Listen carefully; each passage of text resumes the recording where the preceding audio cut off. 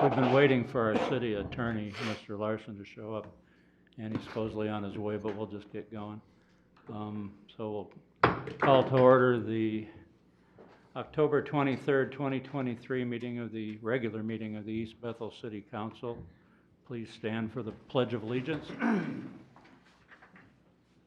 I pledge allegiance to the flag of the United States of America and to the republic for which it stands, one nation, under God, indivisible, with liberty and justice for all. Make a motion to adopt tonight's agenda. Well, it would be handy if Eric were here, because he's our parliamentarian. I'd like to make two amendments to the agenda. One is the potentially dangerous dog hearing has been canceled for tonight. That's item C under numeral 4. And the other thing I would like to, as I thought I made very clear, I don't have an update on item G, number 2, city administrator position update. And so there's no point in that being on the agenda either. Well, I have questions on that. I don't have anything further to say about it, so I Discussion move that it's removed from the needs to be agenda. had for it. I move that it's removed from the agenda. Discussion needs to be had for it. I have questions. I'm looking for a second. Do I have a second? Second.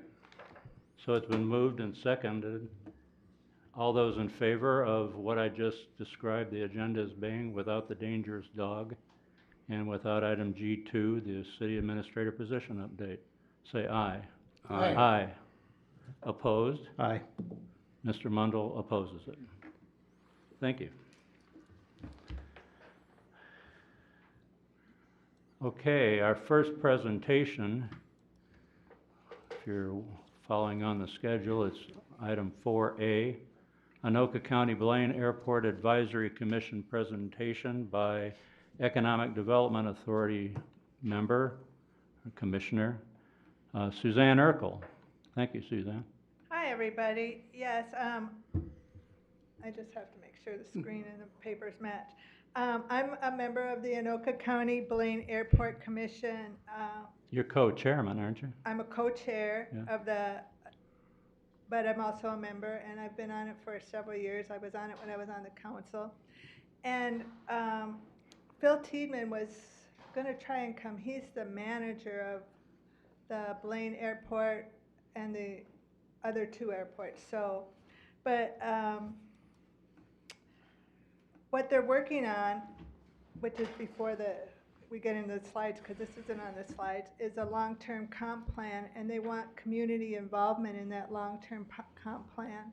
So you're going to be hearing stuff probably next year about this long-term comp they're trying to develop, and they want community input, runway length, services that, like maybe a restaurant on the airport, that kind of thing is coming up. But you can go to the next slide. All right. Nope. This one. For some reason, the photographs have gone off here. I'll have to try to reopen. Just switch over to mine. You got it? Okay. Technology. This is the bragging rights they have. This is their contribution to society, so to speak. They have 360 base aircraft. Well, what's important on here is, to me, is the economic output and operating revenue. They have a 1.73 million annual operating revenue, but they put out into the communities, back out $118 million, which is very important. That's from all the businesses that fly in and buy gas, and all the people who rent hangars and other places of business. They don't all have airplanes in those buildings that are down there. Some just use it for offices. Next slide. This is the aircraft operations, and you can see it's been decreasing. Amazon is a big part of the reason it's decreasing. COVID is a big part. And because this is middle of the year, it goes back up this time of year. So it this isn't a real true picture because it will go back up to about the 65,000 by the end of the year. Next type. These are the aircraft types that operate out of there. Jets, helicopters, turboprops, pistons. The pistons are a lot of the noisy ones. They're the ones that most people have complaints about. Next slide.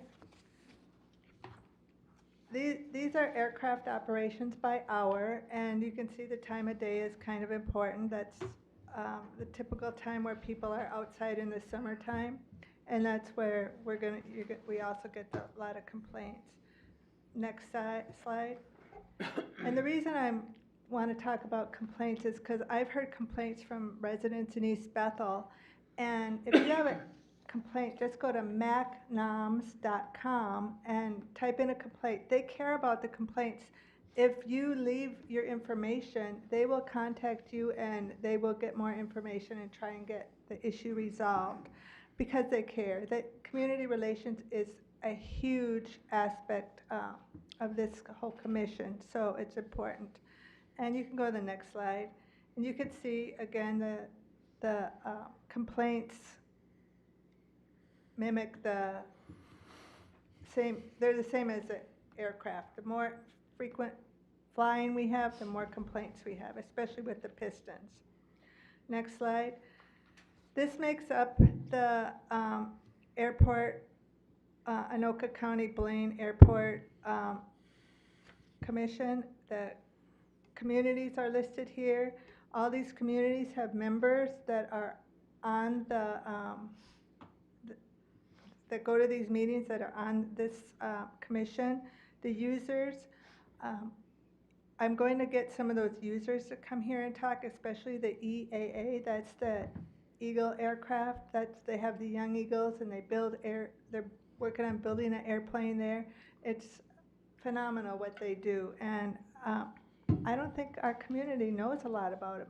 Knows that your kids can go down there and fly, get a free flight. These air pilots donate their time. It's free for these kids, and it's a wonderful program. So he'll be talking. Anybody in the community can actually go to these meetings if you're interested in something about the airport. They're published on the website when the next meeting is. There's always a place for public comment. So that's another reason I wanted this. Next slide. So this is the goal and purpose of this whole commission that we're on, and it's mostly to increase communication and relationships and community involvement. So, and that's why I'm here. I'm trying to get the community involved, get the community informed of what goes on down there. When I get a complaint, which isn't very often, but a complaint is a complaint. One complaint is important. I go back and I tell them, and we work to resolve it. And if I know the person, I get back to that person. Next slide. And this is what they've been working on for the last year. Review and solutions for the aircraft noise complaints, the updates, the visioning, the long-term comp plan. Trying to get it organized before they bring it out to the public, not putting anything hard in there until the public, we get all the public's opinion. So that's it. Is there any questions? Thank you, everybody. I appreciate your time. Thank you very much, Susan. Susan?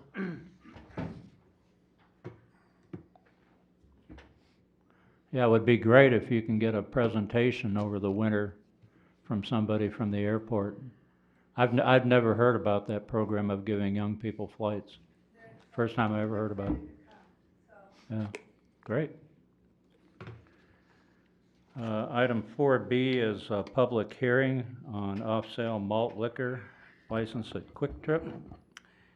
Staff is recommending that council conduct a public hearing regarding an application request for a 3.2% off-sale liquor license for Quick Trip, Inc. A background check has been completed without issues. All application materials and fees have been submitted for the 3.2% off-sale liquor license. Final approval of the license would be contingent upon the approval of the State Commissioner of Public Safety. Approval of City Council is required prior to action by the state.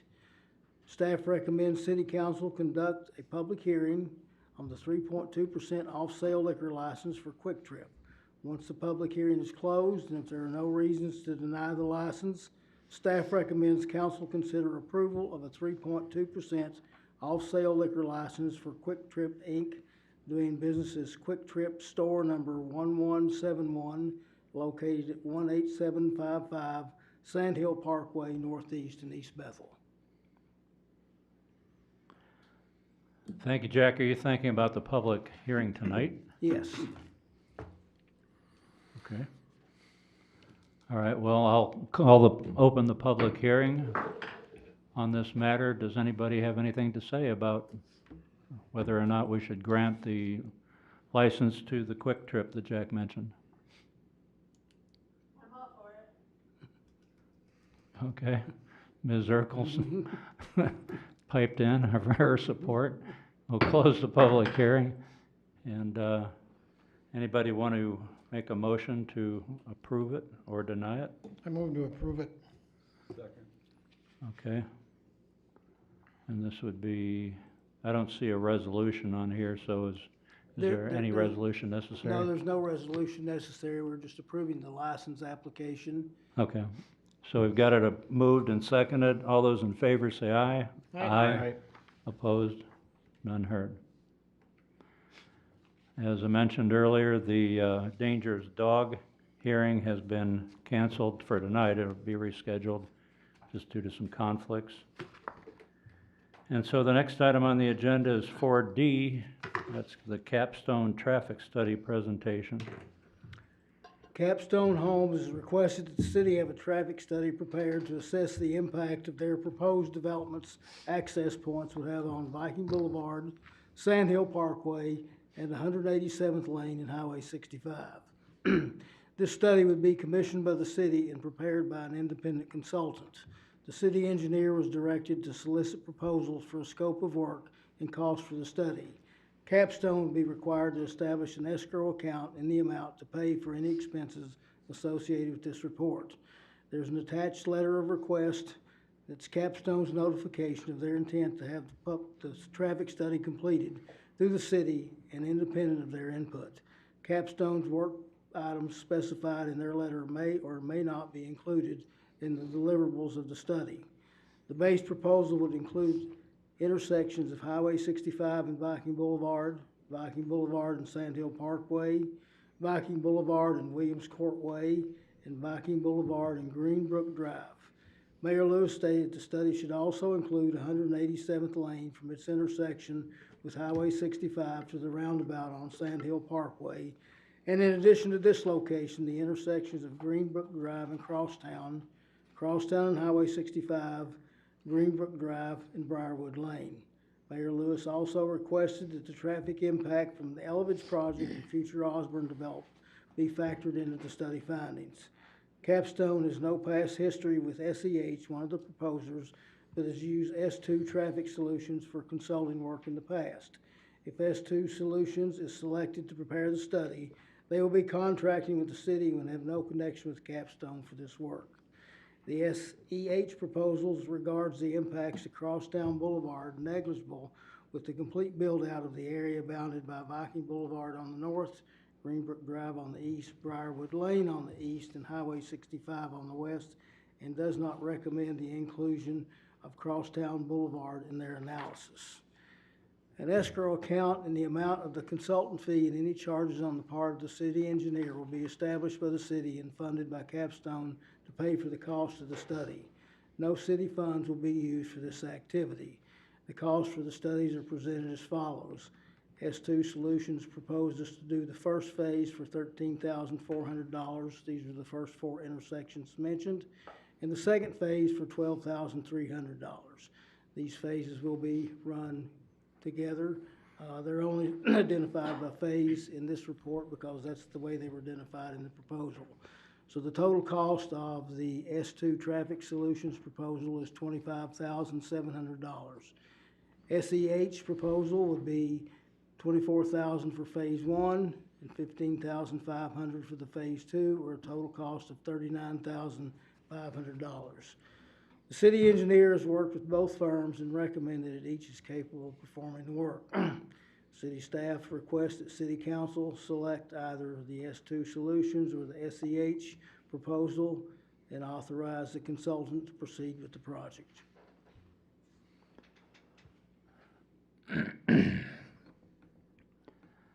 When I first looked at this information, the term false dichotomy came to my mind. So I looked it up, and it's not quite correct. But it's, this phase one, phase two business is a construct that doesn't belong there, in my opinion. We're not talking about phase one and phase two. If you'll put up page 28 or 29 up there, please. The one with the map and the circles and all that business.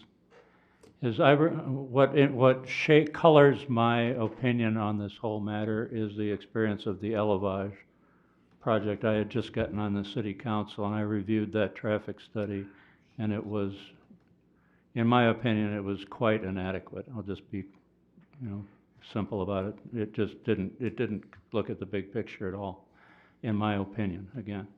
But if you look at this, you can see where the project location is, and to me, as someone who's I've only lived here 27 and a half years, so I'm just passing through, but according to people who've lived here even longer, like this gentleman, we know what the traffic flows are, okay, around East Bethel, and if you've driven for over 50 years like we have, you have an idea of how quickly people adapt to lanes of traffic that work and those that don't. It's perfectly fine to look at, up the upper left is 65 and Viking. To the right of that is Sand Hill Parkway, not Davenport as it's identified in these documents. And of course that's going to be a primary way for people to get out of the development. And the third thing from the upper left, Viking Boulevard and Williams Court is the entrance to the Viking Meadows golf course and the neighborhood once it's built. And that makes perfect sense to have those included in the study. And if you look halfway down on the left, you see Briarwood and Sand Hill Parkway. I didn't really further up, it's 187th lane. I didn't really care about taking it back to the roundabout. It was that people can get out there and then do a flip over and head south on 65, which might be appealing to some of them. I don't particularly care about Briarwood and Sand Hill Parkway or Greenbrook and Briarwood, those two. You can take those off. If you want to get rid of something, cut it from 9 down to 7. But down there on the lower left at Crosstown, people who are in that development and who want to go south or west are going to be tempted to go over to Greenbrook and go down Briarwood to Xylite, get on Crosstown, or cut through Swedish and Soderville Road and get over to Crosstown and maybe avoid all that stuff at Viking up there and at 187th with people doing the flip, in my opinion. Likewise, people who are going south-southeast are going to be tempted to go the back way and down Xylite to Crosstown and go east. To me, they're an integral part of doing a proper traffic study. They're not an add-on or unreasonable or superfluous. And that's my opinion about that. Why do we have 2 locations not in our city? Because they're primary blockage points for traffic. But they're not in our city. It doesn't matter if they're in our city or not. If it matters if they're major points that are going to plug up and prevent traffic flowing. But we know how many vehicles Brian, are going. again, the false dichotomy thing, that's a spurious argument. It doesn't matter whether they're physically in our city. What matters is, are they places where the traffic is going to be blocked up? Take Xylite and Crosstown down there. That's a stop sign right now. If traffic increases a lot, that's going to have to become a traffic light, or there's going to be a lot of accidents right there. Well, it does matter because this is in our city. They are paying for something for our city, not for a neighboring. I think it's a spurious argument, in my opinion. Okay, I don't know what else to tell you. I'm not asking for, to evaluate the impact in Duluth or something. These are traffic patterns that people are gonna follow. They're gonna figure them out really quickly. And that's assuming that they actually are blocked from entering 189th Ave up there. I don't know, people with four-wheelers are gonna be tempted to go that way, we know that. But assuming they don't do it that way and blast over to Greenbrook, I think they're relevant. I'm expressing an opinion, Brian. I'm not interested in arguing about it. I'm You not, can disagree with me, and that's I'm- fine. I'm not arguing at all. You can disagree with me, I'm that's simply asking fine. the question of why, if they're Because, not and in I our city. responded, because they're places that I believe are gonna be major blockage points, particularly when Elevage is in, which is right beneath that and to the left, that yellow area, is where 211 rental townhomes are gonna be going in. And that's gonna be a major impact on Crosstown, on 187, on Xylite and Crosstown. It's gonna impact that whole area. To me, it's all integral. There's not like you can just look at part of it and say you're doing a proper study. Same as you can't just look back at historical traffic patterns without doing any projections. I used to do feasibility studies. Economic feasibility studies are virtually entirely projections. Like when we built a new grain elevator, there was no history of an elevator there that I could draw from. I had to project the grain volumes we would probably handle, the margins we would make, the cost of building it, cost of operating it, and all that business. You have to do the same thing. For a proper traffic study, you have to incorporate the same kind of forward-looking analysis. If you're just gonna look at, well, here's the past 5 years. Well, that's before Elevage and before Capstone and before 800 people or whatever moved into East Bethel. So that's not too relevant if you don't update it and project it. It's just the nature of the work, that's all. And I'm simply saying it's out of our jurisdiction. It's outside of the city Okay, boundaries. you've expressed your opinion. You and I have a disagreement. Okay. Anybody else have any thoughts on it? Well, I think there are gonna be pinch points. They Well, have to To the be, south. Well, the traffic's gotta go somewhere, yeah. and 65 and 22 is just gonna be a bottleneck. I don't care if they put a little lane on the right-hand side during rush hour, that 65 is already a mess. And they're projecting and working on 65 and when? Next year. Next year. Well, that's about when Capstone will be done, I believe. Oh, Matt's here, no. No, it's gonna take quite a while, but it'll be underway. It'll be underway. I mean, if it's gonna go forward, yeah. But to do a proper analysis, you have to include Elevage for sure. And that is in East Bethel. And that will impact the same places.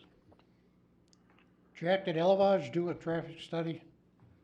They did. It was done by a firm called Kimley Horn. The results of that was done prior to the approval of Sand Hill Parkway being a completed project in one phase. It was done with the assumption that the access to Elevage would be stopping at their northern boundary with the golf course. And as I was told, with the commercial build out of that 5-acre commercial site. So really the results of that are not applicable to anything. They became totally obsolete within. They were obsolete before they were printed, in my opinion. By the time I got on the city council in November, it had virtually no relevance to anything real. And that's why I voted against it. I'm not against development, but I want the people of East Bethel to know what the consequences of development are. And the easiest thing in business is to externalize your costs onto other people. Everybody who owns a business, everybody who owns a government wants to externalize their costs on other governments. It's, and it's up to the people who are entrusted with being representatives of the people to look out for their interests. And I honestly believe it's gonna be very tough on 65. Unless everybody can all of a sudden stay home, and work from home, it's gonna be very tough.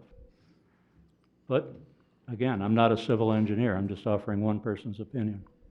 What's the phase one, phase two? I only remember one phase. That's what I mean, it's just made up. And Their phase one is what they originally proposed, and phase two is anything I thought of. See, And it's just made up. That's the way they identified these in the proposal, but they would be done simultaneously. That's just, they're broken down so to It's- differentiate again- between the costs. Again, the false dichotomy wasn't the right term, but it kind of gets at the idea of it's a made-up distinction. It's a distinction without a difference is another way to say it. Because it all has to be done at the same time, and it all has to be inclusive of what we know is gonna happen at Elevage. We're pretty sure that's gonna happen. Might not, but we think so. So, anyway. And both the proposals did say, they did take into account that Elevage traffic generation projections would be included in their final analysis. And I was very clear at the outset that because of my experience with Elevage and I didn't like the way the city council handled that I would be watching this one very closely, and I meant what I said. I'm gonna be watching it very closely, and if it's not complete, or something goofy about it, I'm gonna call it out. My obligation isn't to anybody but the citizens of this city. That's my only obligation, and myself. And I'm not gonna go along with a baloney study, to be polite about it. As far as it says here, recommendation staff requests the city council select either. I don't know what basis we have for choosing one or the other. I mean, we're not civil engineers, have never worked with these people. In fact, that Capstone has worked with S2, right? Yes. Do you trust their results? Matt in the back is with Capstone. Do you trust their abilities to do a good study, Matt? Yes, You do? absolutely. Honest? Yeah, and I believe they'll do it honest. They just went through, Yeah, thank you, Eric. yeah, Matt Barker with Capstone. Thank Yeah. you, Mayor, Council. Thank you for being here. Yeah, S2 has done some work with several of other communities where we've been asked to do this exact same process. And they have been in the industry working with a lot of the city's engineers and providing a third-party analysis of traffic that can be trusted by the city, and they're separating themselves from us in that regards. They just completed a very significant study in Delano, if you want to look at a little bit more of the references, where they worked with the city, the state. There's a Highway 12 down there in Delano where there's a development that we're working on right adjacent to that. Has some of the same concerns that you're seeing here in 65. And Yeah, I'll bet. they did some tremendous work, and there was a lot of back and forth to make sure, as this goes to a public hearing, you're gonna have a chance to hear and understand what all is defined in the traffic study. They worked really closely with the city's engineers and the state to make sure that the data and the answers were sufficient. So our Okay, experience good. with them has been sufficient. All right. I do, obviously I expect there's a concern of relating with us as a company, but they've actually been representing cities. That's why we chose to bring them in the past, is because of their relationships with cities. And If people are honest, they're honest.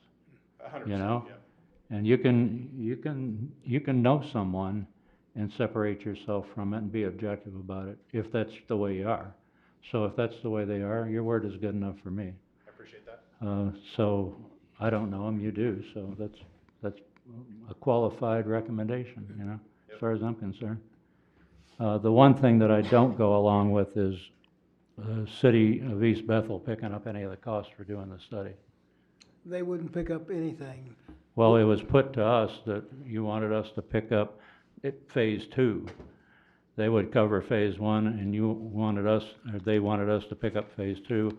I don't agree with that. I That think if was- you want to do the development, When we met a week ago, 2 weeks ago today, That wasn't. right here before the last city meeting, right in that room back there. That wasn't proposed in this proposal. You got the cost, there it is. And Yes, we it said, is, it's the same thing. no, we said no city funds will be used in this, so this covers both of them. I just read this thing, I must have misread it. Well, you didn't mention it, that's what it is. It's not mentioned in here, but it was mentioned verbally, and I made it clear that I didn't think that was appropriate. And that's why we wrote it up this Okay, way. you just left it out, you didn't Yes. say it wouldn't be, okay. All right, then we're in agreement on that, so, what do you want us to do? You want us to approve S2? Is that what you're looking for? It's whichever one you're most comfortable with. We've had recommendations from the city engineer that they're both capable of doing the work. Yeah, so that doesn't help us decide, so. So, If we're supposed to decide, it's half a horse apiece, you know? and S2 did not have the qualifiers in there that the intersections down at Crosstown would be negligible. Apparently, they're proposing that all of them be looked at that were listed. Okay. Do we have a motion to approve S2 Solutions as the business that's going to conduct the traffic study for Capstone? Yeah, I moved to have S2 do it. You moved to have Traffic S2, study. okay. Second. Seconded by Mr. Miller. Any further discussion? All those in favor say aye. Aye. Aye. Opposed? None heard. Okay. Thank you. Thanks for being here. And with that, we'll invite Lieutenant Derek Peters up. Derek's our liaison with the Anoka County Sheriff's Office for the monthly report. How are you doing, Derek? Wonderful. Good Good. to see everybody. Thanks for having me this evening, Mayor and Council. September, we had 376 total calls for service. We responded to 1 burglary, 4 assaults, 3 damage to property calls, and 56 medicals. There were 5 warrant arrests in our city, and deputies' traffic enforcement efforts resulted in the issuance of 17 traffic citations on our city roads. Pretty busy month, I guess, overall, but we had a few interesting calls here that I'll outline. On the 1st of September, just shortly after 9 p.m., Deputy Cutler stopped a vehicle on 65 and 221st after observing an equipment violation. Deputy Cutler spoke with the driver, who was unable to perform any form of identification. Deputy Cutler was later able to identify the driver, who had a revoked driving status and 2 active warrants for his arrest.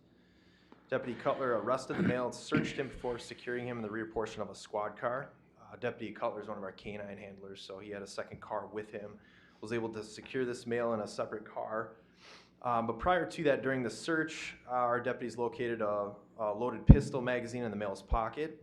Prior to towing the vehicle, Deputy Cutler searched the truck, located a 9mm pistol inside of the pocket of the vehicle. Deputy Cutler secured the pistol and had Deputy Aldering transport the male to jail. The pistol was secured in evidence at the sheriff's office. The male was cited for the driving offenses and released to our detention staff without incident.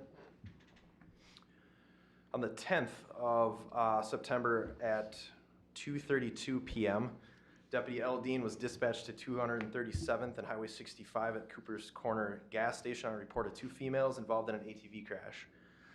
On arrival, staff at the gas station stated that the females on the UTV left eastbound on 237th Avenue.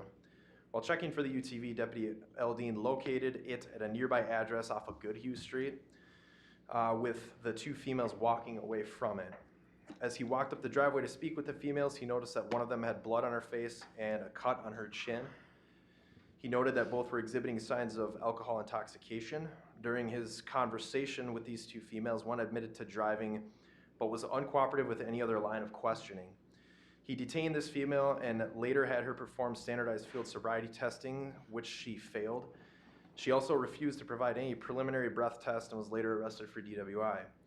The female refused any further evidentiary testing, was charged with DWI and 3rd-degree DWI refusal.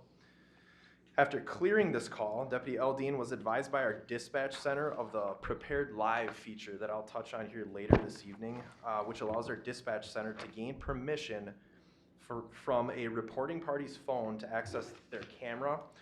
And basically what that does is allows our deputies to obtain video evidence of an incident in real time. So Mhm. I'll touch on that here in a minute, but this was the first call that we really had experience with where we were able to utilize this footage to make an arrest. So Hmm. I will touch on that again later here in a minute.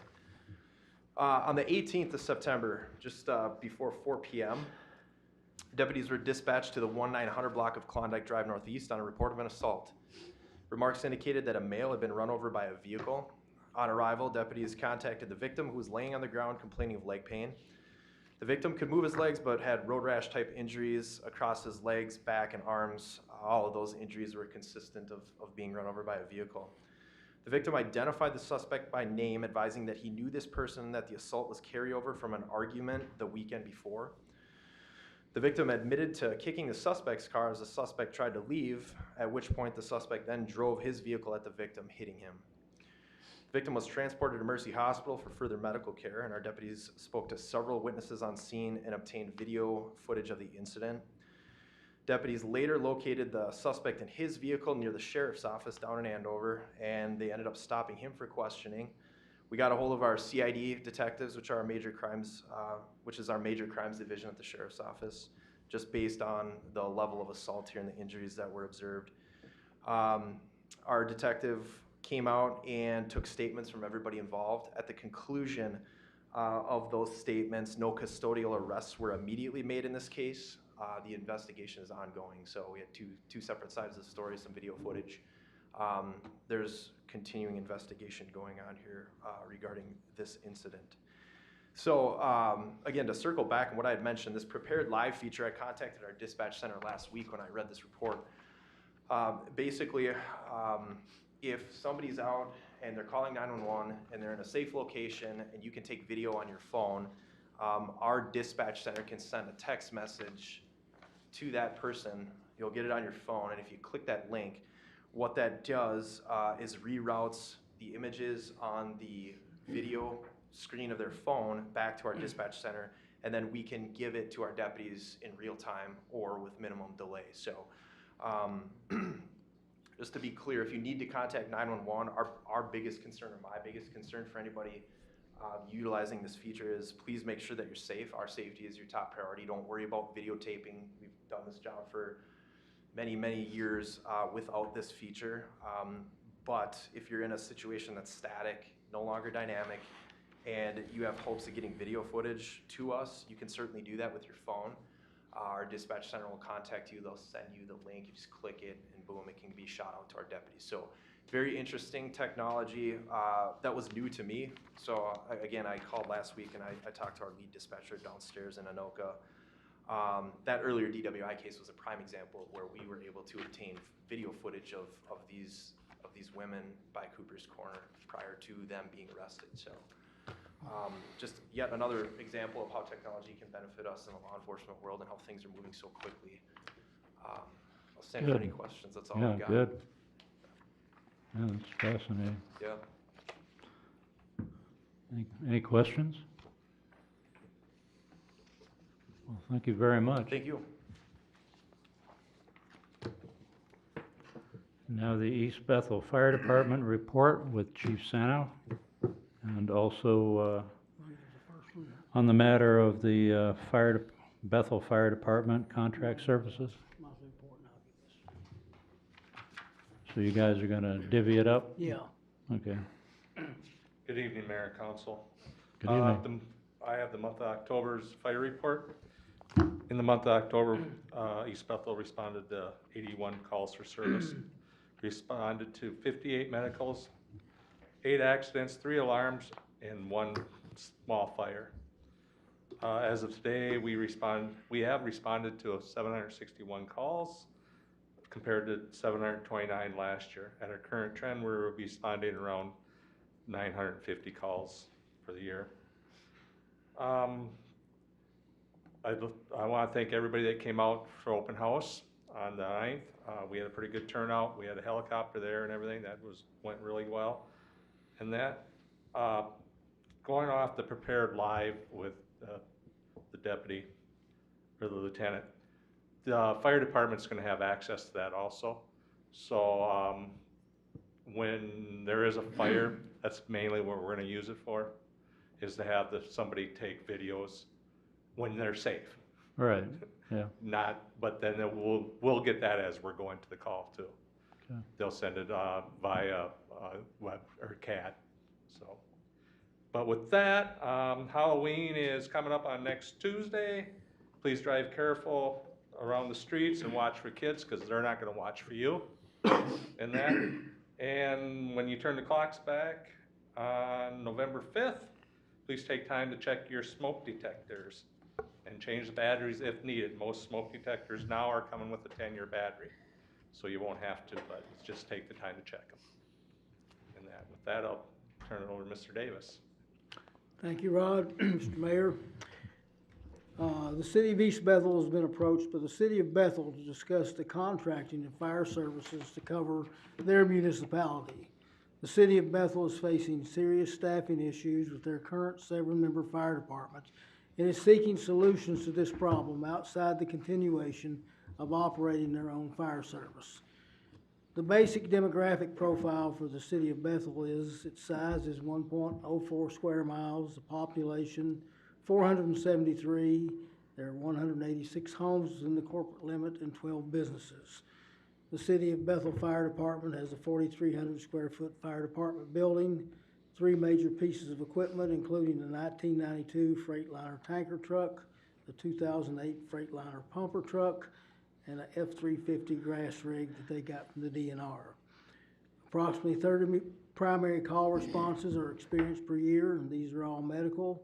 And there have been 2 fires in Bethel in the last 8 years. Their fire department has a budget of $30,000 and a 2023 cost per resident of $63 as compared with the East Bethel cost per resident of $81.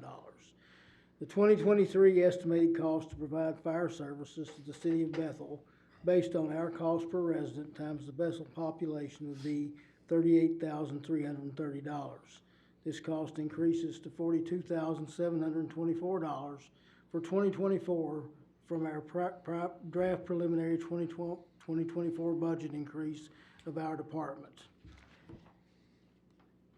Should the city of East Bethel wish to explore a contract with the city of Bethel to provide fire services, we would use our fire station number 2 at 2349 221st Avenue as the station of service. We would not need the Bethel station, and we would not want any of their equipment, as we have no place to garage any additional vehicles. The only items we could use from the Bethel Fire Department would be their tablets, radios, and pagers.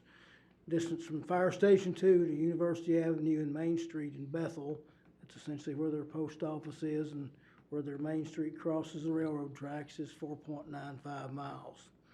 City Council is requested to discuss the feasibility of and interest for a fire service contractual agreement with the City of Bethel and provide staff direction as to any further action on this matter.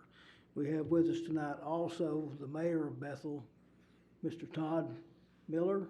He's here to answer any questions you may have, but we just wanted to review this proposal we've had and want to see how to proceed going forward, if at all, with the discussions. okay. Thank you.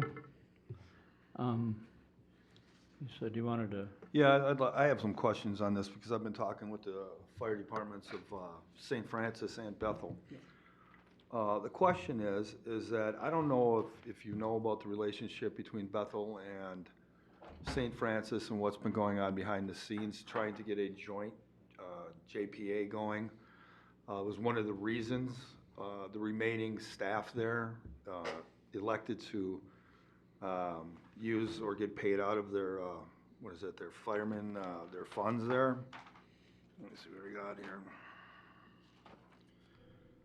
They've told me that the grant that they applied for, both cities, they got. Yes, I don't know if you know that. Yeah. Where their station would become number 2 and increase the coverage for Bethel, and also give a little bit extra coverage on that side of the city for St. Francis, with up to 5 firefighters from St. Francis being transferred over into Bethel to cover their staffing issues. I don't know why we're getting involved at this point. If they've had grants that have been approved by, the state to do this, I'm curious why we would want to. And wouldn't it be in the city of Bethel's and St. Francis' best interest to let that play out because it's for the residents and they would have better coverage? Because we're adding on, what, 4.95 miles, and we're saying we're short-staffed all the time? I'm just, those are the questions I have, because there's nothing said in this proposal to this city that has anything to do or says anything about the background of what's actually going on over there. This just came up about a week ago. Rod can update you on the St. Francis report here in just a moment. We're just updating you what the meeting was that we had with Bethel, and they had some interest in talking to us. Right, but this is a proposal for consideration with what they have. We're not gonna use their fire rigs. We're not gonna use their fire department or their station. What's gonna happen to the remaining firemen that are there? Granted, they don't have a lot, but there are firemen that are there. Are we gonna take them on our, work with us, or? They could apply. I mean, they actually have somebody we let go over there. So that would be an interesting thing to begin with. But I don't see how the residents benefit from this. I mean, the fire service coverage is very important, as you know, and it should be, with the residents first in mind, and this doesn't seem to play out that way. It doesn't feel that way. Councilmember, we did not approach Bethel. Bethel approached us. They approached us roughly 2 weeks ago. I knew about St. Francis. I did not know they had applied to the grant. I was told today they have received 2 grants from the state fire marshals and that. For us to even think about doing this, we gave them a number in that. I believe our coverage would be about the same from our station to it is from what they're getting now. We actually go through Bethel to cover part of our city in that. We have to go up to 245th down to Washington Court to cover part of our city. Like I said, we are just looking for directions here. If I feel comfortable if you say, no, we don't want anything to do with this, that's great. Well, with you finding out today that they were approved these grants to have this happen, Yep, I found out today when St. Francis. well, how do you feel about it now? I would say go with the St. Francis stuff. Let them do that. Sign a 2-year contract, see if it works. And then if it doesn't, come back to us. Because for us to get involved right now, we would not be able to even think about taking over coverage until maybe March or April. There's a lot more to do yet. Well, they're gonna give mutual aid no matter what, correct?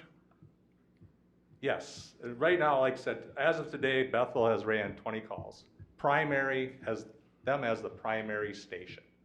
That does not include their mutual aid in that as of today.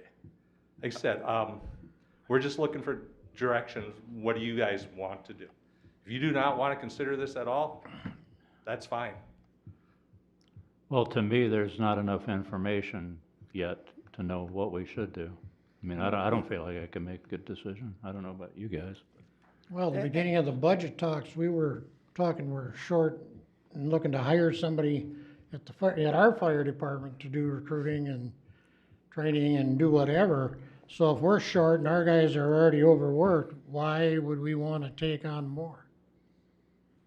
Like I said, we were approached to give Bethel a number. This is just kind of a fact-finding thing. As far as the number goes, it's interesting and is with a $1,110,700 is the projected budget for 2024 for the East Bethel Fire Department.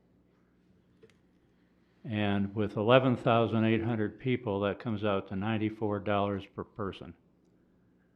If you say it's 12,000 people, that's $93 per person is what it rounds off.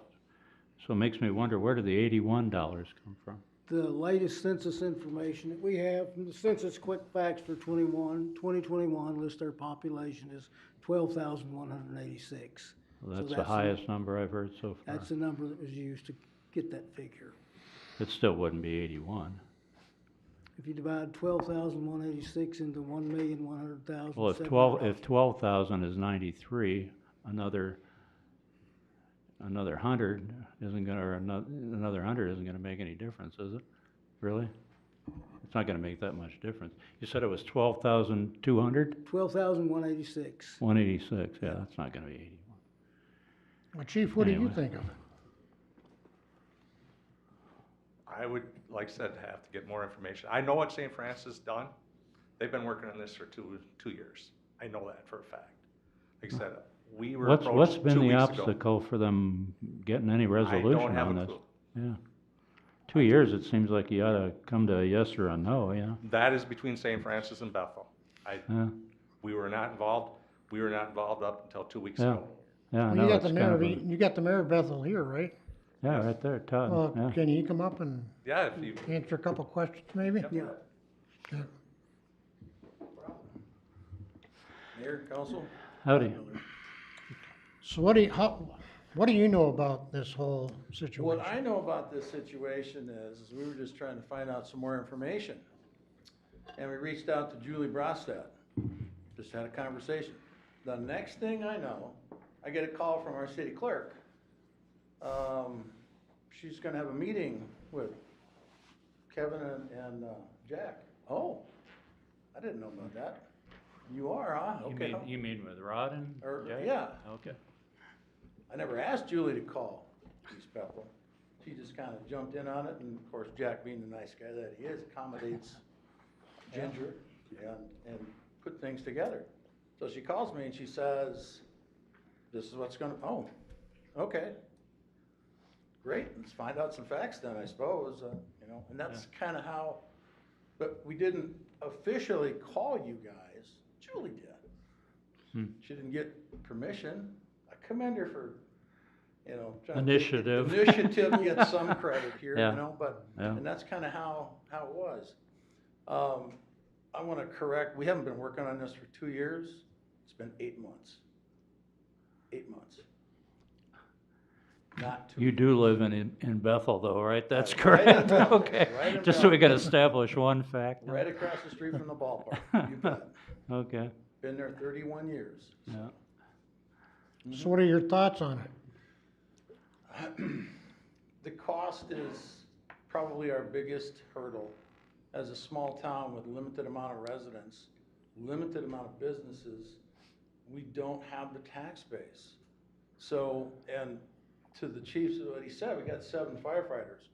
4 of those are just gonna get paid out of their relief fund and walk. They're done. There's gonna be 3 people left. One of them, what you mentioned, used to work here. And the other one of the other 2 is, he lives too far away. He lives up in Isani. And the other one's the last one's on the fence. So when this all comes down, we're gonna end up with 3 firefighters. Have you and St. Francis talked about merging Bethel into St. Francis as a Not- community of its not- own? Not yet. Not as an annexation, but just as the fire departments? Repeat the question. Not as an annexation of Bethel, but merging the 2 fire departments? That discussion has been, it's part of, we're working towards a JPA, which we see as years down the road. I didn't want one right out of the gates. I want a contract to try it, to see how it works, to see if it is feasible with both of our cities. So everything is pretty preliminary. Yeah, We're still in the beginnings. We have numbers from St. Francis, they're of course higher than what our budget is. We had to levy for enormous tax increase for our little city. yeah. We got a lot of retirees. You got a lot of bad options, huh? Yeah, Yeah. so we'll pick the worst of the bad options, I'm sure, but. What did the grants cover, Mayor, that they applied for to do this? I think it was equipment, the 88,000, I believe. I don't have all the information on those grants. Our fire chief, Dave, takes care of all that. I don't remember off the top of my head. I don't have those notes with me tonight anyway, so. And I think there was another one, equipment grant as well. I'd have to get you more details and whatnot, so. And to your point, Tim, I don't know, not going with St. Francis, I don't know what the result of turning those down would be. To me, you get grants, you keep them, you use them. Right. So, City of Bethel's 1.04 square miles, that's it? that's it. That's it. Been around for over 100 years. I think we're older than East Bethel. I think that's where it I don't know, started. Brian, is that true? I know Cooper's Corner's been there for a heck of a long time, that East Bethel was first settled in the 1850s. You had the So, rail, right? I don't know exactly We did. on a competition spur. who became a city Yep. first. The historical that I read was Bethel was actually located at Cooper's Corner right now, and when the railroad came through, they picked up the town and relocated to the tracks Yeah, to be on the line to potentially expand and become bigger. and Cooper stayed. Cooper's Corner stayed as Cooper's Corner. Yep. You got any thoughts, Jim? Nope. I think, well, one thing I think is the 2-year contract type thing and try it, I would agree with that. To see if it works or not. Don't commit to any more than that, but, and if it doesn't work, then come back. Better yet, what do the residents think? I haven't had that public meeting yet. That's about to happen pretty soon, I think. Could you come back and visit us after you have your public meeting? And Absolutely. get the input from your Absolutely. residents? You bet. I've identified 2 companies, one in Oregon and one in California, that do assessments of EMS operations, fire departments, police departments, sheriff's departments, and all that. Just out of curiosity, when this popped up. And so it might be one of those situations where it's worth spending a couple of bucks to have somebody who works in this field come in and say, if you wanted to make it all work, this is how I would do it, I don't know about you guys, but I've always seen value in renting specialized talent in my 50 years of whatever and working as an adult. And it doesn't mean you gotta hire them for life or anything else, you just Right. pay them, overpay them for a brief bit of use, of their knowledge, And it might be one of those kind of situations, and hopefully it's somebody like that local. But, we don't know how to do that, so. All I know right now is we need more information, and your Okay. public meeting seems like a good place to start. Yep. I'll bring Maybe that they'll back. wind up tar and feathering you and running you out of town. That solves the whole problem right there. I've been I'm a- waiting for my turn on the rail any day. Are ya? Yeah. I've been the mayor there for 14 years. Prior Yeah. to that, 4 years on the city council. Prior to Yeah. that, 2 years on the planning and zoning, so Got a lot of experience. most of my life. Yeah. Trying to help. Should have gotten on the fire department. At least you'd have a pension to show for it. Something, yeah. I can bring back some more information. No problem. Yeah, we'd appreciate that. Sure. Is there anything more that we can say or do about this at this moment? Not at this moment, no. You've done just enough. Okay. And I appreciate it, I really do. Well, it's always our objective to do just enough. No, All right. it was good talking to you on the phone, and nice to meet you in person. Nice to meet you guys. Yeah. We'll look forward to hearing from you. Thank you. Thank you. Got a bike skiing to go to. Yep. Oh, that's right. Is there any more questions for me today? No, I just want to make sure that we don't screw something up for another I agree with city you by getting 100%. involved, knowing all the hundreds of hours that have gone into it for 8+ months. And that's just it. I know what they're asking, and I know we put our numbers together for them. I just don't wanna screw something up for another city, and take away from anything that they got going on. I agree with you. Or hurt ourselves. Right. And that's why we actually notified St. Francis. Yeah, I did call the Yeah. St. Francis chief, and So they would Notified know that we'd had some discussion with Bethel. We want them to be aware of that. Rod No, notified them, that's, we got this that is information. showing respect to our fellow cities. That's good. yep, so like I said, we've been playing phone tag and that for a week and a half. He was up at the chiefs conference this last meet. Yeah. I finally got hold of him today, and today he did inform me that they have received a grant from the State Fires Marshal and another grant, I'm not for sure where that one came from, to try to make this work. Yeah. And that, which, we'll be interested to hear how it pans out. Yeah, with their five firefighters over there, and they're gonna use that as a station too. I think that would probably be the best, Yeah. and that's why I recommended, you know, maybe doing the 2-year contract and see if it works. And then, Seems like a reasonable start. Yeah. Yeah. but, and as council member, as I said, we do go through Bethel to get to, and we don't go through Oak Grove to get some of our parts of our cities, and we go through Columbus and Linwood to get parts of our cities. So, and that, so, other than that, like I said, if you guys have no more questions for me. I guess we're good. Thank you. Okay, well, Thanks, thank you Chief. guys for your time and Thank that, you. and I'm gonna go watch the Vikings. There you go. Wow. Okay, the next item on our agenda is the public forum. And just to clarify some things, the public forum is for East Bethel residents. And there's no donating time. You know, people sign up. We've had this happen a couple times where people sign up to come in with 5 other people, and they all say, well, I give my time to that person, and they wind up talking for half an hour. We're not doing that business anymore. The limit is 5 minutes. We'd like to keep the public forum at a total of 20 minutes, so we're not here all night taking care of other business. And it's not a Q&A session. We're just here to listen to the residents' concerns or compliments, whatever it might be, and just take them under advisement, not get into a back and forth. And these rules can vary as approved by the city council. And with that, we'll invite our first public forum participant up, and that's Suzanne Urkel, talking about a Christmas tree and public lighting. You raised this at the senior meeting on Thursday, didn't you?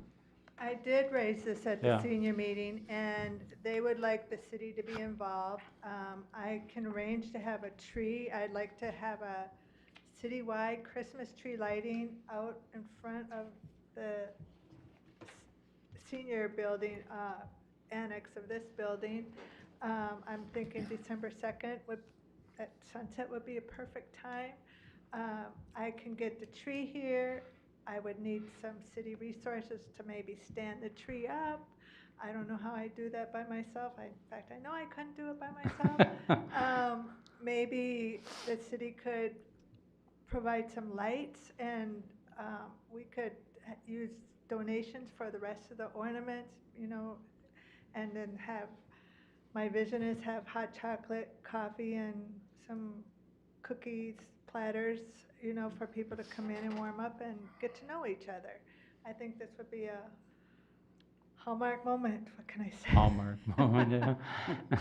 So I don't know, you guys aren't really supposed to interact with me, but I don't know if you have $100 for lights, or maybe I could go buy them too, and along with the tree, I don't know.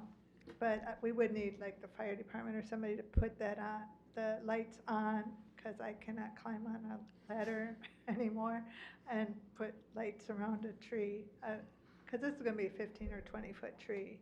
It's going to be a nice sized tree. So that is my desire, and the seniors are all in, but they can't, they want city participation. So that, and then I did want to make a comment about the traffic study. I appreciate the council's due diligence and how detailed you guys go into this stuff, because it's really important, because when that traffic light came in, I started going down Greenbrook and taking all the back roads to get to Constance. I take Lake Netta now just to avoid some of that traffic. It's crazy out there, and maybe might be saving my life. But if a lot of other people start doing that, my life's going to be in danger then. There was something else, but I can't remember what it was. Oh, just for the public's awareness, Thursday is game day at the senior center from 1 to 4. Come and play a game. Bring a game, or we have games there. There's snacks provided, no cost. Bring your own drink or buy one for $1. Thank you, Suzanne. Next, we have Superintendent Karsten Anderson of the St. Francis School District. Good to see you again, sir. Good evening, Mayor Lewis and City Council members. Thanks for providing the opportunity for public comment. It's greatly appreciated. I'm here for, well, first of all, as you mentioned, I'm Karsten Anderson. I'm a resident of East Bethel, and I'm also Superintendent of Schools for St. Francis. I am into my second year here, but I've served as superintendent in multiple other districts as well. I'm here for two reasons. First of all, I want to express a compliment of due diligence as well to you. I know I was here a couple of times when Nexus was purchasing the Cambia site, and I felt like you asked great questions, you challenged the proposals, you looked at different perspectives, and you included the school district in those discussions. I know in the end there were probably limited options for you to follow, but I felt heard as a resident and a school official, and I thank you for that. The second reason I'm here has to do with the upcoming building or the operating levy referendum on November 7th. I want to just quickly go over the information which is available for the public in these sheets here. I will point out that the sheet does include a website dedicated to the referendum as well as a QR code, so anyone can use those to get more information about the referendum. My goal is to provide information so voters can make a decision, yes or no, on the two questions. First of all, I'll just highlight the two questions that we have. The first question is a 10-year, $325 per pupil operating levy. That would be used for a variety of purposes, and I'll go over those in just a second. I will point out, Mr. Lewis and I were chatting before the meeting, and I think he brings up a really good point that we need to emphasize more. It does say a 10-year levy. You know, that's what the state allows. However, in the most recent legislative session, the legislature did give the authority to school boards to renew that for another 10 years. So I want to, share that with you. It's a one-time opportunity for school boards to do that. The school board has to authorize it. It doesn't happen automatically. And I can tell you that I was greatly disappointed that that happened. And for a variety of reasons, I won't go into my philosophical thinking, but one of them, or two of them, I'll just mention briefly. First, if it's an operating levy referendum, then I think the voters should approve it. And then second, with the new law, there are some school districts that receive significantly more funding than St. Francis. The new law cements that difference, and that's an unfair advantage to other school districts that we don't have. So those are two reasons why I'm concerned about that. The second question that's on November 7th has to do with a 10-year, $880,000 annual capital projects levy. We are dedicating that entire amount per year towards technology, and I'll explain that more in a little bit. I do want to point out that that is not able to be renewed. Only the first question could be, not the second question. The goals for the referendum questions are listed on the top half of that sheet. I'll just quickly summarize them.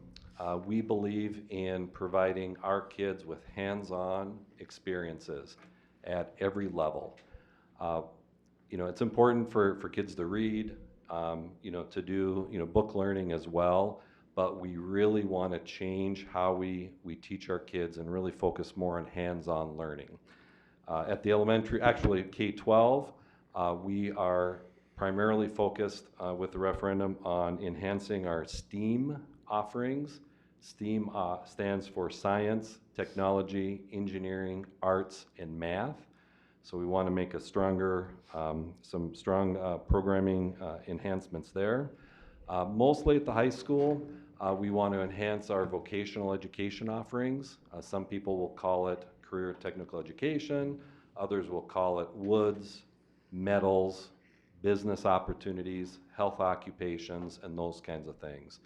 We want our kids to be hired first, either right after high school or after a college degree, in areas or in jobs that are needed in this area. It's really important, and so we want to dedicate funding towards that.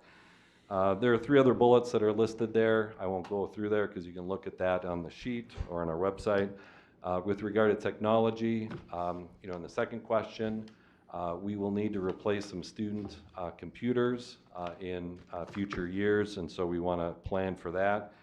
We also have a lot of network needs, servers, switches, those kinds of things, and we also need to enhance our cybersecurity protections as well. Switching to staff or to tax impact, the owner of a $375,000 home in the district would see a $9 per month increase if the first question passes. If the second question also passes, it's another $5 per month. So if both questions pass, the owner of a $375,000 home would pay an extra $14 per month. The back side of the sheet, I will only mention one particular item, or actually 2 items. It kind of explains a rationale as far as why we believe that we need to ask voters for an increase.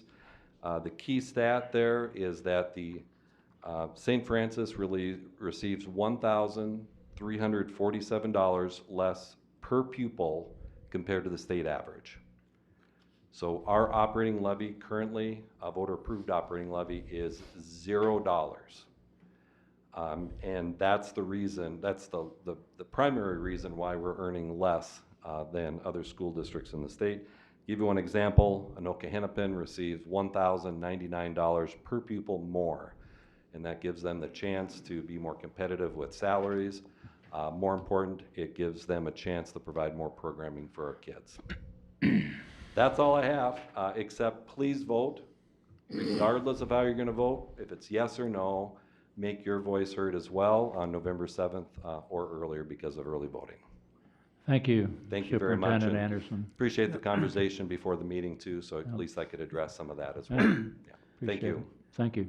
I might add that the only polling place for this referendum is the East Bethel Senior Center, and the normal 3 precincts will not be operating as they will in a general election. Oh, so the fire station down on Viking won't be open? That's correct. If you want to vote in this election, you vote in the Senior Center. Well, thank you for pointing that out. The third and final person we have here, help me with your name, is it Stacy Save? Sass, okay. And it says administrative, and neither Tim nor I could make out what's after that. Sure, that's okay. My name is Stacy Sachs. I've been a resident here for 17 years, like you, just passing through. Yeah. I'm here over my concern over the process of an appointment of a city administrator. I feel that the residents deserve a transparent process. Fortunately, most cities do not have to replace administrators very often. With that being said, city council members generally don't have a lot of experience in the recruitment process. Usually, city staff would run the process, or more often, an experienced consulting firm would conduct a search. I would suggest and appreciate the transparent search for the next city administrator of the city of East Bethel, utilizing a consultant to conduct that search. The city of East Bethel residents deserve transparency and trust their council. If this appointment moves forward, I, as a resident, and I assume many others, will be disappointed in our council and not have us in their best interest. Thank you. Well, thank you for your input. And seeing no one else on the list, I guess with that, we'll close the public forum part of our agenda, which brings us to the consent agenda.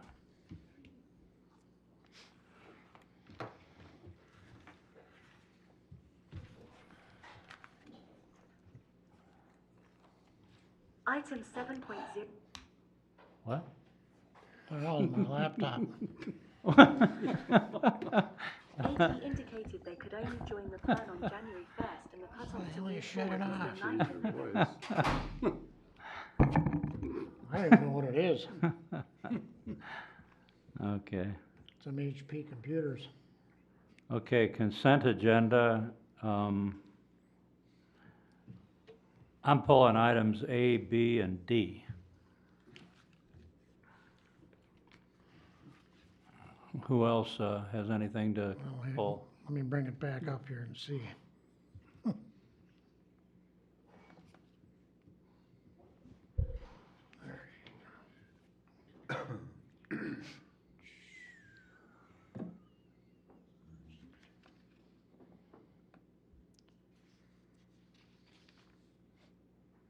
Bear with me.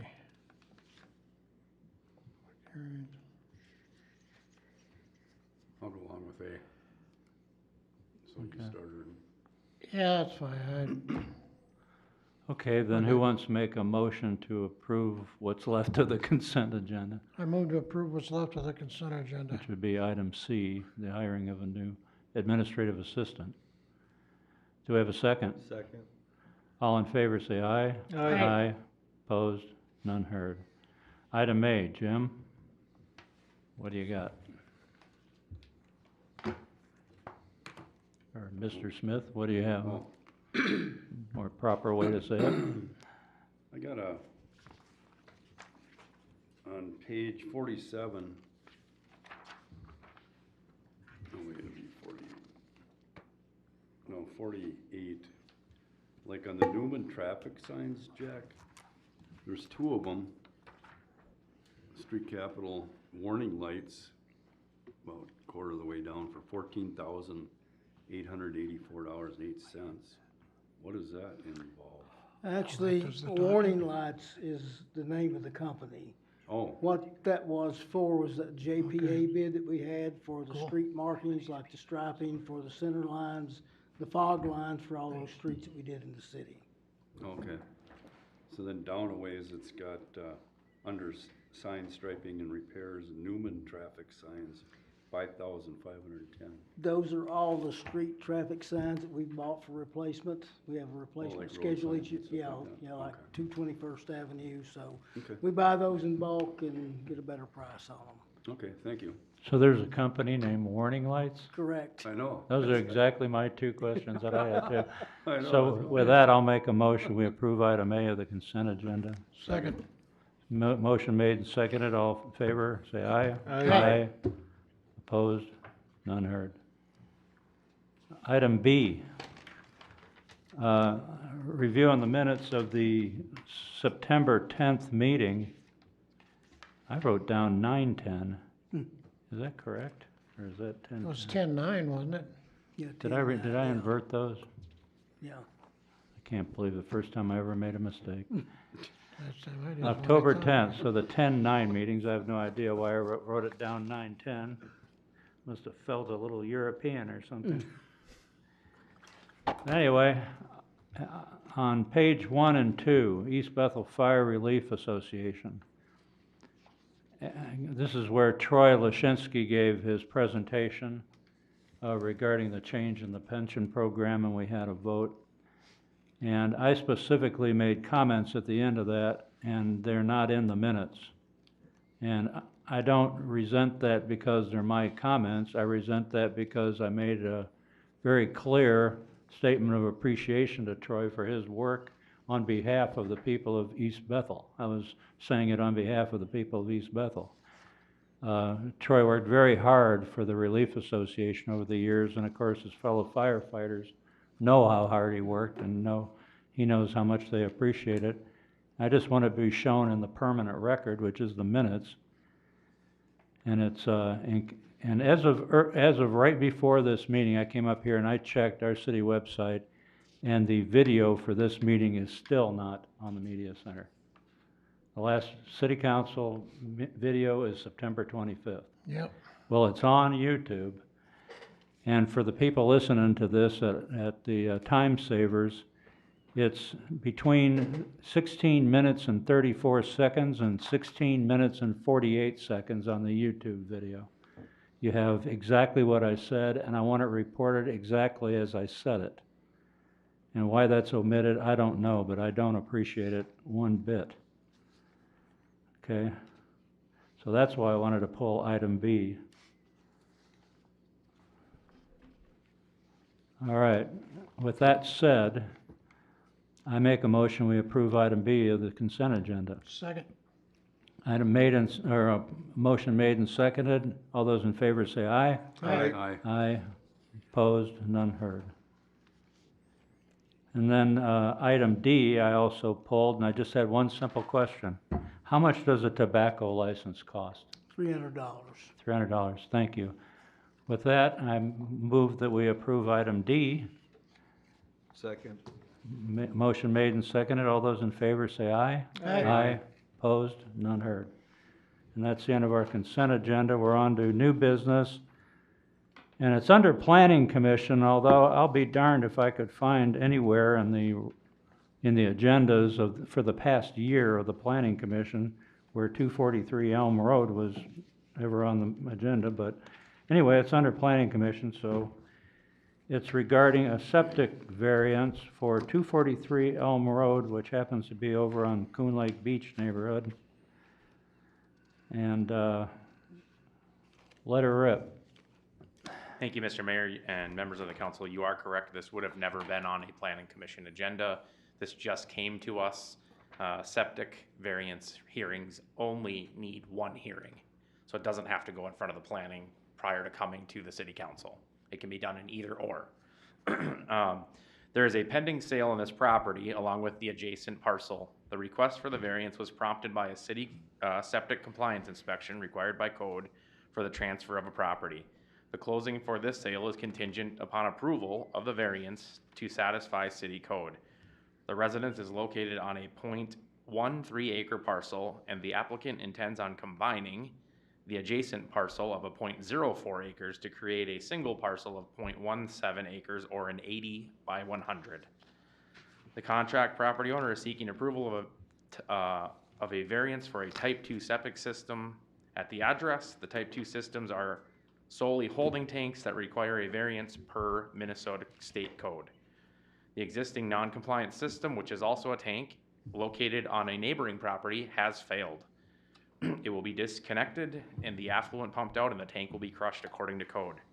Due to the limited space on the property, even after the lot combination, there will not be sufficient space for the construction of a traditional Type 1 system, which meets structural and or septic setbacks. The narrow lots are what prompted the placement of the existing tank on the neighboring property originally. The Type 1 system with the drain field requires a 20-foot setback from a house foundation and a 10-foot setback from any property line. Tanks are required to be placed 10 feet from a foundation and 10 feet from property lines. After the combination of the two parcels, there will only be approximately 30 feet between the foundation and the north property line. Variances for Type 2 systems cannot be approved if there is space on the property to install a compliant septic system. If a variance is not granted, the residential structure will be considered uninhabitable due to the lack of a working septic system. Consideration of variances require a 3-factor test. The test of reasonableness. Septic systems are required for a home to be considered habitable. The test of uniqueness. The issues for a variance is due to circumstances unique to the property, not particularly caused by this owner. In this case, the property has limited space for replacement drain field, and the lot size is created by this 1920s era plat. Current setback requirements for well and structures in the DNR lakeshore regulations. These factors support the uniqueness for a variance. And the third factor is a test of alteration of the essential character of the neighborhood. This factor is used to consider whether a resulting structure or improvement will be out of scale, out of place, or otherwise inconsistent with the surrounding area. In this case, the neighborhood has had significant number of septic variance issues due to the age of its neighborhood and small lot sizes. With a number of older systems needing to be replaced in the area, this variance request is quite common, and the granting of this variance will not change the essential character of the Coon Lake Beach neighborhood. City Council is requested to hold a public hearing regarding the variance for a Type 2 system at 243 Elm Road and approve Resolution 2023-71 granting a variance to allow for the installation of a Type 2 septic system at 243 Elm Road Northeast. Thank you, Aaron. Are we supposed to do this public hearing right now? Has Yes. it been properly noticed? Yes, it has. Okay. Then we'll open the public hearing regarding a septic variance at 243 Elm Road. Anybody who would like to speak about it, step forward. Seeing none, we'll close the public hearing. Just a couple of things. Up above, you mentioned the closing for this sale is contingent upon the approval of this variance to satisfy City Code Section 74-48. In the future, if you can tell us what that is and tell us why it relates, it would save us from having to look up the ordinances and figuring it out ourselves. Sure. Because we're not, community development directors. That's not our daytime job, so it would be easier if you just tell us how it relates, because I had to read it a few times to quite get it. But as somebody who's lived on Coon Lake Beach, well, just to the east of it anyway, for a long time, I'm well aware that what you're saying here is correct as far as actually you have to have a holding tank to conform to the community, almost in some cases. But it's definitely better to have a working holding tank than one that's failed and it's leaking into the groundwater. So It's also best to have- appreciate you bringing this forward. And It's also best to have it on your own property and not extending onto someone else's property. Yeah, they generally don't like that. Yeah.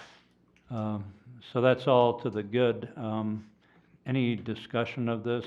Yeah, as soon as we make a motion and second.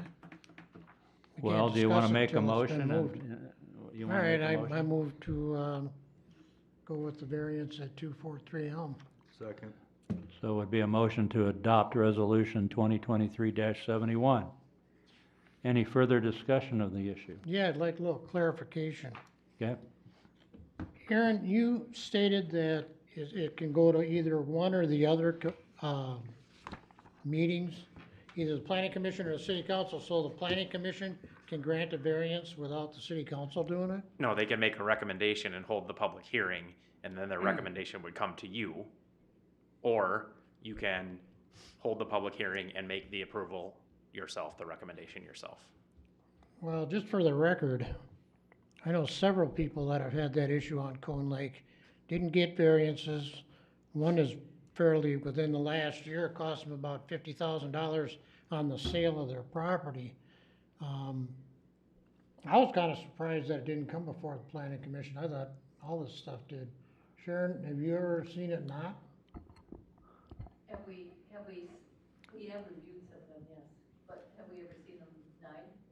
No, have you ever seen them not go through the planning commission and just go to the council? I do recall there was one. This property is in the shoreland management area. Correct. And then within 1,000 feet is Shoreland Overlay District. So what, I noticed, I drove by there on Saturday while I was smoking a pork loin, Jack.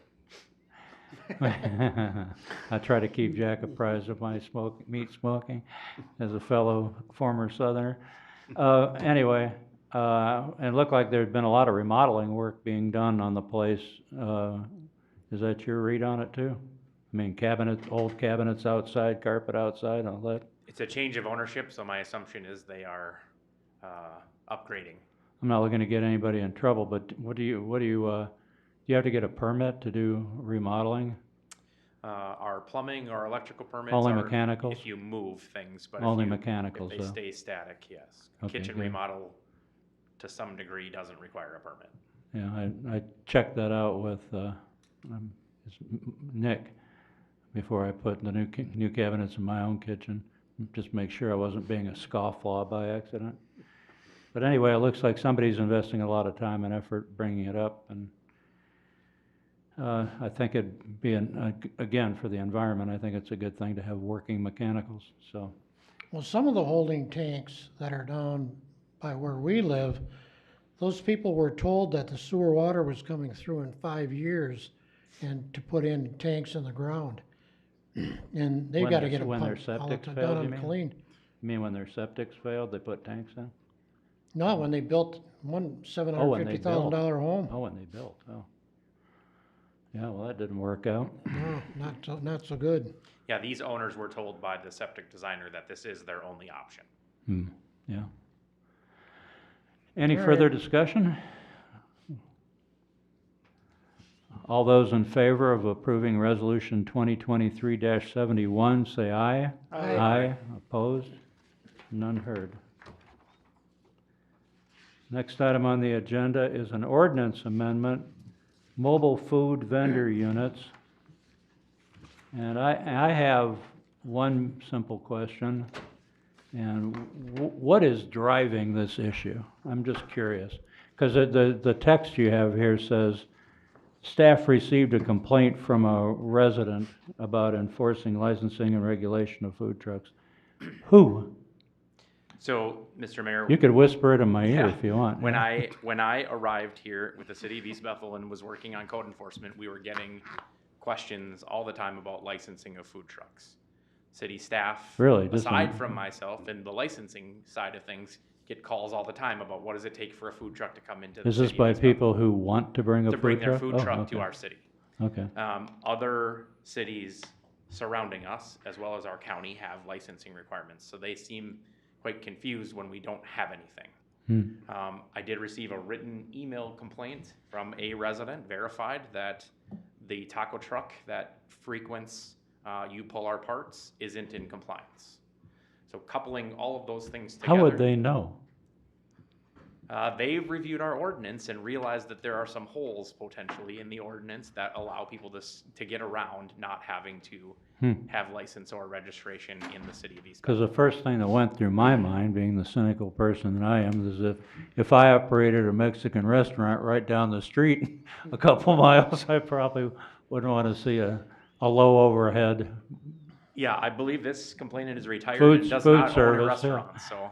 Yeah. Yeah. but That's why I was asking the question. Yeah. But what I'm surprised about, since it appears that we're only changing the requirement that they have to post the license from the county, I'm surprised that's not a condition of the county itself, that you have to post this wherever you set up, you know? Well, local units of government can have their own form of regulation.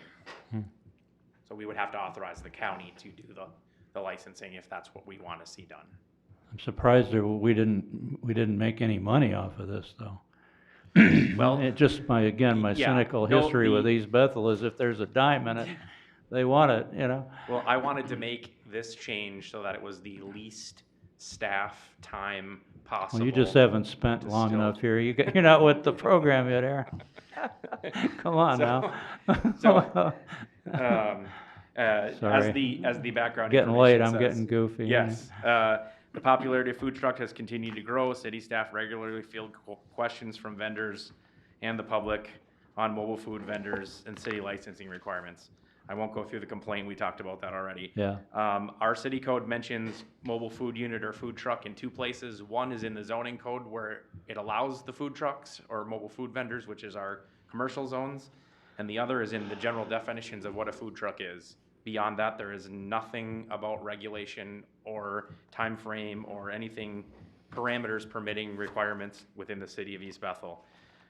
We had two different versions of this go through the planning commission. I'm not gonna go through those discussions, but after the first version, it was kicked back for some further research. They made contact with Anoka County Environmental Service, as well as consulted with city staff who handle permitting, and the attached ordinance was presented at the September 26th Planning Commission meeting. This proposal simply requires that a mobile food unit operator obtain a Anoka County food truck license and provide the city a copy before operating within the city of East Bethel. The Planning Commission approved this by a 5-0 vote with one member absent. I did have some information today actually from the fire chief that the Anoka County Fire Protection Council next week will be going through a reciprocity proposal process. So if a food truck goes to any fire department or gets permission from any fire department within Anoka County, each fire department within Anoka County will accept their inspection as a valid inspection. That makes sense. Then here's the item I was looking for. Anoka County reciprocity proposal for inspections for mobile food units. So, cities like Blaine, Coon Rapids, and Anoka utilize the county as their licensing regulation agency, and those cities then just request a copy of the permission or licensing agreement or permit from the county to allow operation within their city limits. So that is the direction that we went with the ordinance. Staff is requesting that City Council hold a public hearing and at the conclusion review the proposed ordinance change in addition to the Planning Commission's formal recommendation to amend Article 5 Peddlers and Solicitors, Division 2 Licensing and Regulation to include the existing zoning code definition of mobile food vendors and Section 18-236 registration to include a provision requiring mobile food vendors to furnish a copy of a valid Anoka County temporary food truck or trailer license to City of East Bethel. Okay, well, I'll open the public hearing. Anybody have anything to say about the mobile food vendors? Close the hearing. Any further discussion based on what Aaron has informed Yeah, us? after a motion and a second, I got some discussion. Well, you can always make a motion instead of correcting me. You can just make a motion. Then you never get the hang of it. Well, I'm obviously not getting the hang of it anyway, so go ahead. You gonna make a motion? I'm tired, man. Yeah, I guess for discussion purposes, I move to push this one ahead for the mobile food truck ordinance amendment. Do we have a second? I'll second it for discussion because I have some questions too. Okay, motion made and seconded. Discussion? Yeah. I probably missed this question when I stepped out to get my eyeballs on track. But what prompted this? I mean, Yeah, you from did what miss I'm it. reading You is did a miss it. I complaint. asked exactly that question. And one of the issues I've had since I've lived in this city is a complaint triggers an ordinance change or creation of an ordinance. Hmm. And I just see the time and effort for what this is. You know, what's next? Little lemonade stands? Yeah, I'm not being facetious, I'm dead serious. Pretty soon garage sales, now we're gonna start making sure that they go through a fire inspection before they happen, or I just would like to know why it is or how it is that we create ordinances on a complaint. And I've seen it happen, and they don't go away, they just get built on and built on. And I did listen to the discussion at the Planning Commission twice. And they were long, drawn-out conversations that circled around, and they went absolutely nowhere. There was a few good comments. Sharon made some good comments. But for the most part, it got so convoluted, I couldn't understand really what they were trying to do. So in my mind, it's like, well, why are we bothering this guy who's got a taco truck? Once in a while, he stops somewhere. If I didn't like it in my parking lot, I'd go out and tell him, say, hey, bud, you gotta hit the road. And if not, then he's trespassing. But You're saying it's a solution in search of a problem, is what you're... well, yeah, I guess. I mean, I think there's a lot more high priority important things that we should be doing than worrying about a food truck in a parking lot. Hmm. I just, strictly my opinion. Yep. And I knew from the first time this was introduced, and then the next time I hear about it, it's, well, we've got so much time and money into it, let's go ahead with it. Well, I'm trying to figure out why we put that much time and money into it when I think we should have been doing other stuff. Okay. But that's my opinion. What do you think there, Mr. Miller? I was curious when we had other food trucks calling the city, asking how to get here, and we didn't have any regulations or I didn't see any other ones except that one over on 65. Is there another place that I'm missing that these are gathering that? So Carrie Frost handles all of the business licensing from the city. She advises me, she takes calls on a regular basis from food truck vendors saying, what license do I need to operate in your city? If you look at our current ordinance prior to the change, there's a hole in there. There's nothing. It literally gives you the definition of a food truck, what a food truck is, and it says that it can operate in our business districts. It doesn't say anything about where in the private parking lot, on the city street. Like, there are zero regulations. It's unenforceable for city staff to say that food truck can't be there. And to your point, Councilmember DeRoche, a private business could ask a food truck to leave their parking lot. They absolutely could. That is one solution. Are they going to? Do we want to put that on to the business owner to start an argument with someone in their parking lot and then have to call the sheriff's office? We would then have a mechanism here for saying, do you have your Anoka County permit? And if they say no, then we tell them to leave and go get their Anoka County permit. They get a 21-day permit. They can come back and operate in the city of East Bethel. Well, Then we verify that they've been approved, that their mobile food unit meets health code, that they're doing things by a standard, and that they've been inspected by a fire department. all right, We're not requiring any fees or anything associated with this. We're just simply saying, have you obtained your Anoka County verification? I'll let Mr. Miller finish, and then I'll put a couple more questions. No, I was just curious that if there was no regulations here and we didn't have a whole bunch of them show up, now we're putting a regulation on. For what purpose? Well, sorry. We didn't have any show up after they didn't have any rules or regulations to begin with. So now we're putting rules and regulations on. Why? Well, so the complaint that was generated about the taco truck at You Pull Our Parts. Was that made by the owner of the place? It was not. It was a resident of East Bethel. It's verified. I have an email. I had a conversation with the guy. I have nothing to drive over to You Pull Our Parts and say, you're not operating by city code. Why should you have to? If You Pull Our Parts says you gotta go, and if you're not, you're trespassing, he calls 911, says, I got a guy trespassing, come and get him. I don't think it's the city of East Bethel's job to go around and be the food police, unless it's something egregious. And again, if it's only a complaint.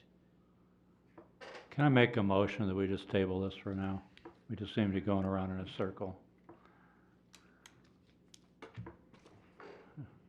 Second it. All right, let's table this for at least a month, all right? Motion made and seconded to table this.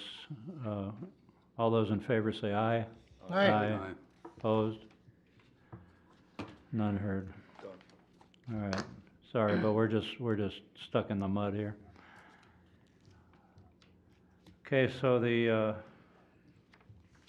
final thing on our agenda this evening is the reserve capacity loan payment schedule approval. And I'm gonna, because Mike Jezierski is on, who's our finance director, for those watching, very, very sharp young man, think a lot of Mike, very knowledgeable about all of this stuff. And he is on a well-earned vacation this week. I would like to just table this until our next meeting, so that I have a few more questions I want to ask Mike. I raised a whole bunch of questions regarding the length of the amortization schedule, and because it can buy us some financial flexibility.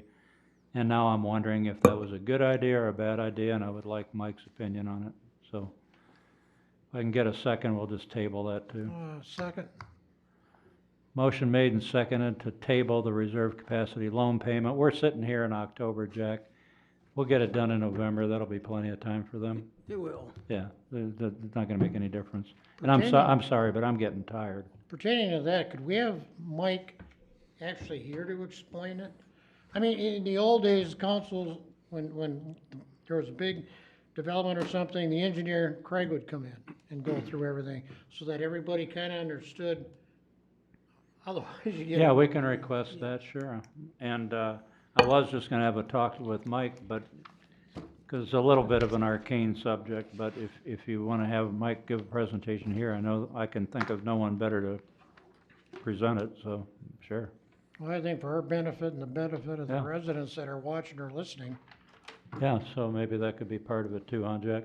is that? Correct. Is that possible, Jack? Sure is. Cool. Okay. Well, being at the end of our agenda,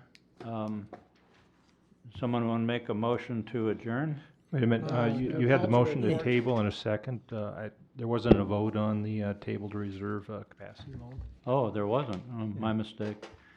So all those in favor of tabling the reserve capacity loan discussion for the next meeting, say aye. Aye. Aye. Opposed? None heard. We all caught up now? Okay, good. Great. So is there a legit motion to adjourn? We still have staff and council reports. That's I right. told you guys I'm tired, I really am. So, any staff reports? I'll make it quick. We have an HRA meeting following this Well, yeah, meeting. yeah. That's all I have. Okay, that's the staff report. Any council reports? I do have one. We had, well, I have 3 items actually. We had a EDA meeting. We discussed the Business Retention and Expansion Program.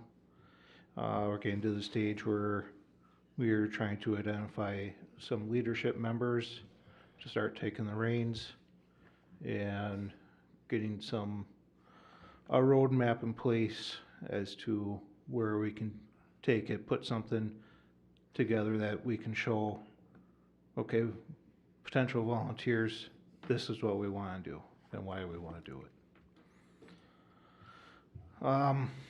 The second item is Jack, can you check the video concerning the vote on the meeting agenda? My recollection was that I made the motion to approve the agenda. There was not a second. An amendment was made to the motion. That was voted on, but there's no vote on the original agenda. Tonight? Yes, at the beginning of the meeting. Do you want to redo it? Oh. Want to redo it right now or something? Just to button it up? Mr. Larson, how would you? Mayor, council members, once you've already gone through the agenda, at which point it becomes a moot issue as far as first and a second and voting on the agenda, because you've already worked through it. So you've actually waived it just by action. But it's good to note so that next time, as council member have indicated, that doesn't happen. And I apologize for being a few minutes late, because maybe if I had been here, I would have caught that. So my apologies to you, but there was a traffic accident that held me up while I was proceeding on 694. Not your fault. We'd rather have you here late than not at all. So no worries on that. What was your third item there, Brian? The third item is with the city administrator position. I do have questions. You don't have to answer them, but what I do have is to ask that this application process will be a normal application process where your candidate will submit their application and resume. It'll be vetted by staff. If they qualify for an interview, then they will be interviewed, and that staff will follow the interview panel's recommendation.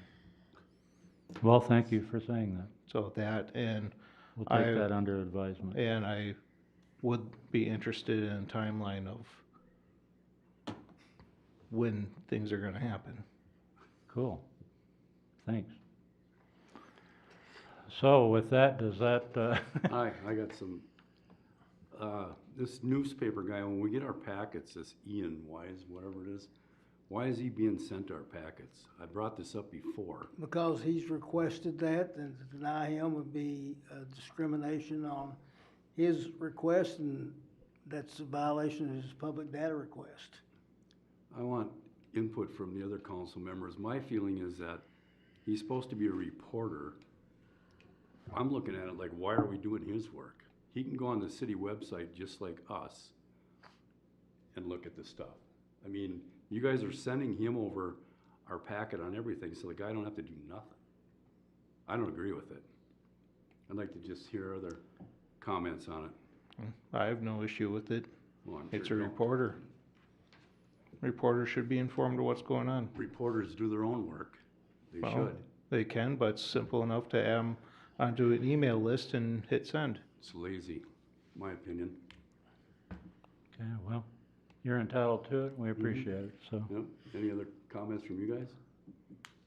When it falls underneath the data request, isn't the data request, is that for anything prior coming out, or is that for stuff that's already come out? I've never looked at the issue with respect to a data request on an ongoing basis with respect to a city council's agenda. I can inform Councilmember Smith that that is fairly standard operating procedure by municipalities and the press. And so I can understand why the East Bethel has followed that, whether it gets to the point of law that Councilmember Miller has indicated. I haven't looked into it. I could. Because see, my concern with a lot of it too is that the information this guy prints on his paper is not true on a lot of it. So it's like, he needs to just do his own research and come up with the facts. But then nowadays, reporters don't do that. They just say whatever they want. I just feel that he can do his own research and we shouldn't have to do it for him. You That's feel my we're opinion. enabling, huh? Well, yeah, it's like, do your own job. Well, It's like, really? So, that's all I got. alrighty. Anything else? Yeah, I'll hit on it next time. Oh, don't keep us in suspense. No, let's get the HRA meeting going and. All right. Well, anybody want to make a motion to adjourn? So moved. Second. Made and seconded, all in favor say aye. Aye. Opposed, none heard. Give me a little So- hammer thing for Brian here. I'll open it up tonight's meeting for the HRA for October 23rd. Thanks again, Suzanne. Is there a motion to adopt agenda? I make a motion to adopt the agenda. We have a motion. Do we have a second? Second. Any discussion? All in favor, say aye. Aye. Opposed? Motion carries. Item number 3, approving minutes from January 24th, 2023. I don't have any corrections. I approve the minutes. Make a motion to approve the minutes unless somebody else got We have a something. motion. Do we have a second? I'll second. We have a second. Any discussion? No discussion. All those to the motion say aye. Aye. Opposed? Motion carries. Item number 4, HRA financial update. Jack? Per Minnesota State Statute 469.033 Subdivision 6, the East Bethel HRA must prepare and file a budget in accordance with the budget procedure of the city. The city and HRA approved a preliminary levy amount of $77,000 for 2024 to ensure the continued legal status of the city HRA as a standalone authority and to provide HRA funds for eligible projects. The unaudited HRA cash balance as of September 30th, 2023 was $201,483. The remainder of the 2023 tax settlement revenue will be distributed to the HRA in December of 2023. The HRA cash balance is projected to be $237,483 at year-end 2023, given no unbudgeted expenditures occurred during the following period. That's the update on the financial status of the HRA. Do we need any action on this? Not unless you have any questions, that's for information Is there any only. discussion? Hearing none. Thank you, Jack. We'll move on to item number 5, set 2024 HRA meeting dates. Jack? Housing and Redevelopment Authority bylaws require the HRA Board to hold an annual meeting prior to or preceding the second regular city council meeting of the month of January in each year. The HRA must also hold regular meetings the first months of each quarter prior to or preceding the second regular scheduled city council meeting or at such other time as the board may determine. Staff recommends adoption of Resolution 2023-04, setting the meeting dates for the Housing and Redevelopment Authority meetings for 2024. The reason we're asking for this done now is the next meeting will be after the scheduled date at the end of the year, so we need to set them prior to that. Anyone have a motion on this? Is the annual meeting, well, I'll make a motion to approve and with a discussion to, or I'll question second. to follow. So, discussion, period. I just wondered, is the annual meeting where changes in chair occurs? That's correct. Okay. Thank you, that's the only question I had. Any other discussion? I do have one comment. I would really like us as a group, we have these little meetings, the last 5 minutes, whatever. It seems to me if you're going to levy the residents of East Bethel, you ought to do something more with the money than just accumulate it or pay for staff salaries. So I'm hoping, my hope in 2024 is we actually come up with some kind of an action plan to utilize the money to benefit the housing stock, the residents of East Bethel. That's just my comment on the matter, that's all. I agree, yeah, I'll second that one. Thirded. Yeah, agree. Anyway, so where are we at right at the moment? We've got a motion to approve this. And a second. And a second. We're in discussion. Excuse me for interloping on your meeting, sorry there. Yeah, is there any other discussion, any comments? These dates here, we're talking about January, April, July, and October, that's what we're counting, that's what we're going by right now? That's correct. Okay. No, I'm good. All right, then to the motion, all in favor say aye. Aye. Opposed? That motion passes. One item left is adjournment. Make a motion to adjourn. Motion to adjourn. Second? Is there a second? Second. All in favor? Say Aye. aye. Aye.